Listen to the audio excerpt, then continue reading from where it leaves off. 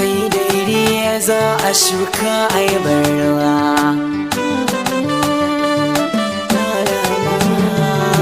Na ɗebo ruwa salka zan kai gida, hanyar ta yi nesa ga tarin gargada, mai sama shi ya busa numfashi na guda, kuma ya yi ɗan barewa ya akuya ta gida. Ina ranar da na so wajen ɗan babban gida, mabakata bin kira azam filauda,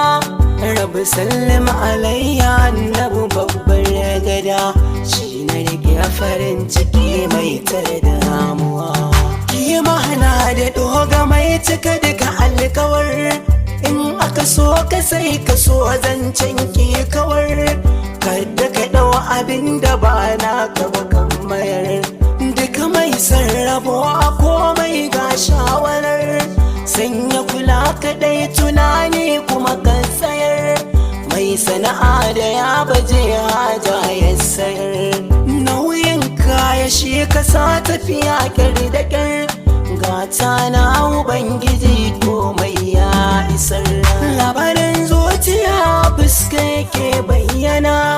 wata ran babu ni a duniya ina tuna, alkairan da na bari wasu za su tuna,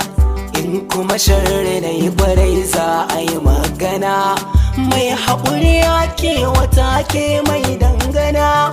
tunda dai na sani ya fuska ke zanzana, ni na san yana da zafi cizon rina,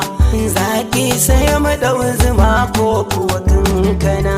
Kiwo ya fi kyau a saura ko birtali, ko adana ya kai gaba ya tattali,